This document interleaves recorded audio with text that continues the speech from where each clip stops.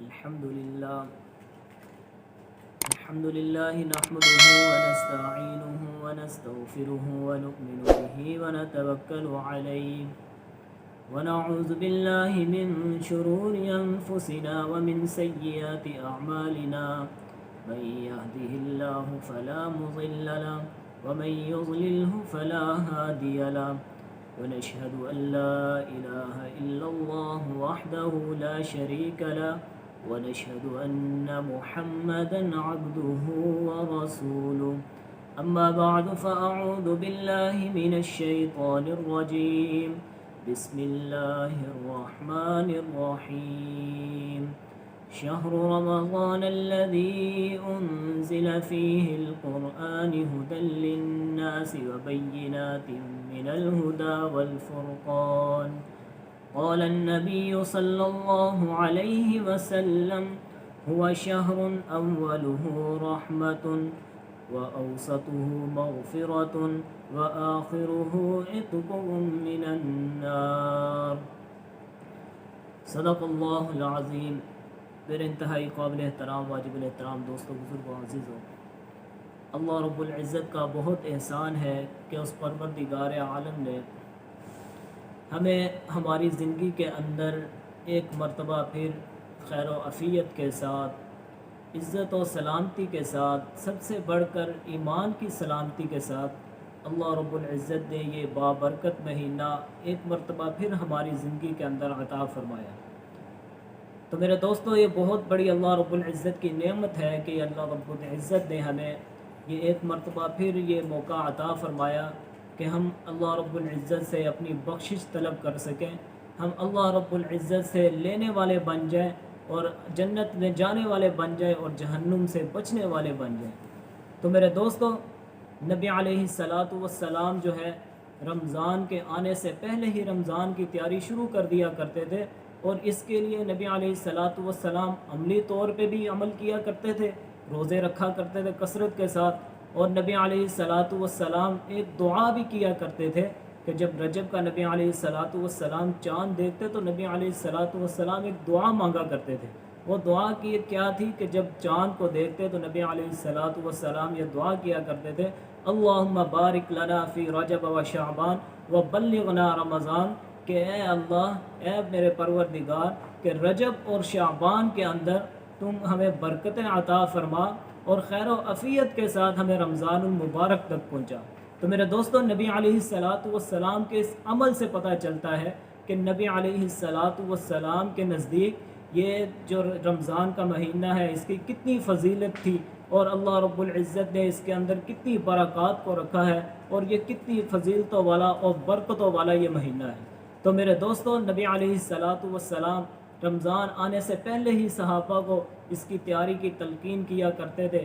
صحابہ جو ہے اپنے معمولات زندگی جو تھے ان کو پہلے سے ہی، رمضان سے پہلے سے ہی سمیٹنا شروع کر دیا کرتے تھے، تاکہ جب رمضان آئے تو رمضان کے اندر صرف اور صرف اللہ رب العزت کی عبادت کی جائے، اور اس کے علاوہ اور کوئی دوسرا کام نہیں وہ کیا کرتے تھے۔ تو میرے دوستو، یہ رمضان بڑی برکت والا ہے، رحمت والا ہے، اور نبی علیہ السلام کی جیسے میں نے احادیث مبارکہ بیان کی، نبی علیہ السلام نے جس میں فرمایا کہ رمضان المبارک کا جو ہے یہ پہلا عشرہ، رمضان المبارک کا جو پہلا عشرہ ہے، نبی علیہ السلام نے فرمایا ہوا شہر اولہ رحمت، اور اس کا پہلا عشرہ جو ہے وہ رحمت ہے۔ پہلا عشرہ یعنی یہ رمضان المبارک کے جو پہلے 10 دن ہیں وہ نبی علیہ السلام نے فرمایا یہ رحمت کے ہیں۔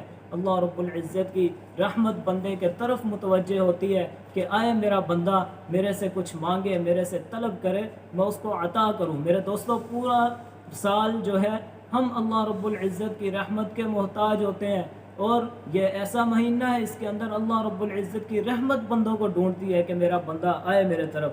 اور نبی علیہ السلام نے پھر فرمایا وَأَوْسَطُهُ مَغْفِرَةٌ، اور اس کا جو دوسرا عشرہ ہے یعنی کہ جو دوسرے 10 دن ہیں وہ نبی علیہ السلام نے فرمایا وہ مغفرت کے ہیں۔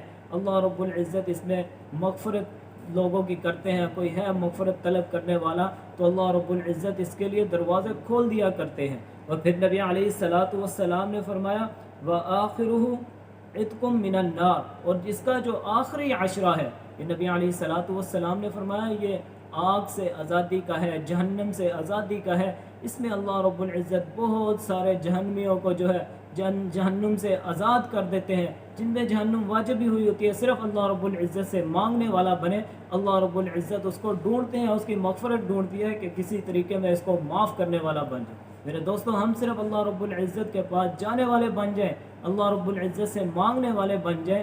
اس ماہ مبارک کے اندر ہم جو ہے اللہ رب العزت کی طرف متوجہ تو ہو کے دیکھیں اللہ رب العزت کی رحمت کس طرح آتی ہے۔ نبی علیہ الصلوۃ والسلام نے ایک حدیث میں آتا ہے، حضرت ابو سعید خدری رضی اللہ تعالیٰ عنہ فرماتے ہیں کہ نبی علیہ الصلوۃ والسلام نے فرمایا کہ رمضان المبارک کا جب مہینہ شروع ہوتا ہے تو اللہ رب العزت جنت کے تمام دروازوں کو کھول دیتے ہیں، اور پھر فرمایا اور جہنم کے جتنے دروازے اللہ رب العزت اس کو بند کر دیتے ہیں، یہاں تک کہ رمضان کا پورا مہینہ گزر جائے، نہ رمضان کے پورے مہینے کے اندر نہ تو اللہ رب العزت جنت کے کسی دروازے کو بند کرتے ہیں اور نہ ہی کسی جہنم کے دروازے کو کھولتے ہیں، یہاں تک کہ رمضان کا پورا مہینہ گزر جائے۔ تو میرے دوستو، یہ نبی علیہ الصلوۃ والسلام نے آگے اور بھی ارشاد فرمایا، میں نے جو آیت پڑھی کہ شہر رمضان الذی انزل فیہ القرآن ھدی للناس وبینات من الھدی والفرقان، اور یہ رمضان کا اور قرآن کا بڑا گہرا تعلق ہے۔ میرے دوستو، اللہ رب العزت فرما رہے ہیں کہ ہم نے قرآن پاک کو، قرآن مجید کو رمضان کے اندر ہم نے نازل کیا، اور قرآن کا تعلق کس طرح اس کے ساتھ گہرا۔ صبح کو اللہ رب العزت نے فرمایا کہ روزہ رکھے، انسان روزہ رکھے، بھوکا رہے۔ روزہ رکھنا صرف اسی کا نام نہیں کہ صرف کھانے پینے سے رک گئے، صبح سے لے کے اور غروب آفتاب تک کھانے پینے سے رکنے کا نام روزہ نہیں ہے۔ میرے دوستو، آج بہت سارے لوگ اس غلط فہمی میں ہیں، صرف یہ بھوکا رہنے کا نام روزہ ہے۔ صرف بھوکا رہنے کا نام روزہ نہیں، بلکہ میرے دوستو اس کے علاوہ آنکھ کی حفاظت، اس کے علاوہ آنکھ کا بھی روزہ، کان کا بھی روزہ، ہاتھوں کا روزہ، پاؤں کا روزہ۔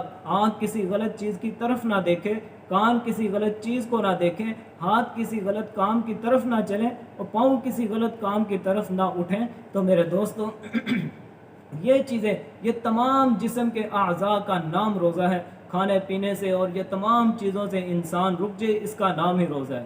اور فرمایا کہ اگر کوئی شخص صرف یہ بھوکا رہتا ہے اور باقی کسی کام سے نہیں رکتا، نہ کسی گناہ سے رکتا ہے، اور میرے دوستوں تو فرمایا کہ اس کو صرف بھوکا رہنے کے علاوہ نہ تو اس کو کوئی اجر ملتا ہے، نہ کوئی ثواب ملتا ہے سوائے اس کو بھوکا رہنے کے۔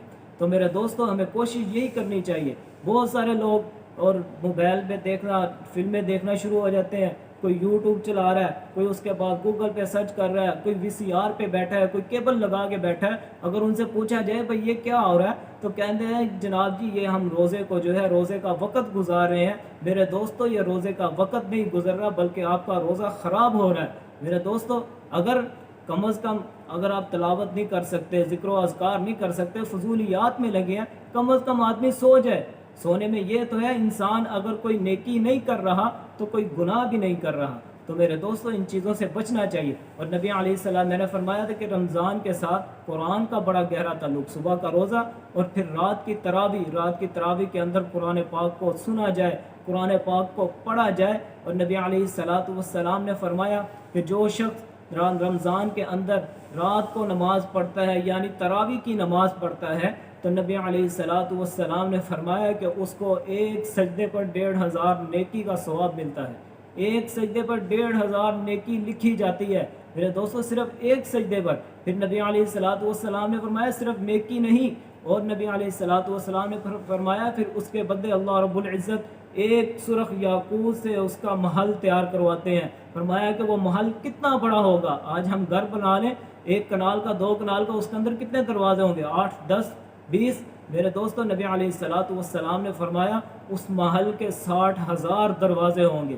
کتنے دروازے؟ 60,000 دروازے۔ پتہ چلتا ہے کہ وہ محل کتنا بڑا ہوگا جس کے 60,000 دروازے ہوں گے۔ پھر نبی علیہ الصلوۃ والسلام نے فرمایا کہ وہ ہر دروازے کے ساتھ، ہر دروازے کے اندر جاتے ہی اس کے منسلک ایک ایسا محل تیار ہوگا جو سونے کا بنا ہوا محل ہوگا، سرخ یاقوت سے مزین ہوگا۔ میرے دوستو، یہ کس شخص کے لیے؟ اس شخص کے لیے جو رات کو اللہ کی عبادت کرتا ہے، رات کو اللہ کے سامنے سجدہ سجود ہوتا ہے، جو تراویح کی نماز ادا کرتا ہے، یہ اس شخص کے لیے اللہ رب العزت نے یہ انعامات رکھے ہیں۔ اور پھر نبی علیہ الصلوۃ والسلام نے فرمایا یہ نبی अलैहिस्सलाम ने फरमाया फिर जो दिन के अंदर कोई नमाज अदा करता है तो अल्लाह रब्बुल इज़्ज़त उसके बदले में उसको एक ऐसा दरख्त अता करते हैं कि अगर उस दरख्त के साए के अंदर वो 20 बरस तक भी चलता रहे तो मेरे दोस्तों उसका साया ख़त्म नहीं होगा। तो मेरे दोस्तों ये इतनी बड़ी अल्लाह रब्बुल इज़्ज़त नेमतें हमें अता फरमाते हैं। ये साल के बाद ये महीना आता है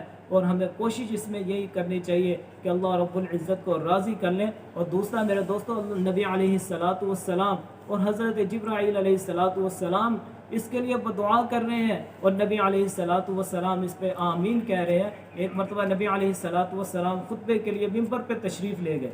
नबी अलैहिस्सलातु वस्सलाम ने पहली सीढ़ी पर कदम रखा और आमीन कहा, दूसरी पर कदम रखा फिर आमीन कहा, तीसरी पर कदम रखा फिर नबी अलैहिस्सलातु वस्सलाम ने आमीन कहा।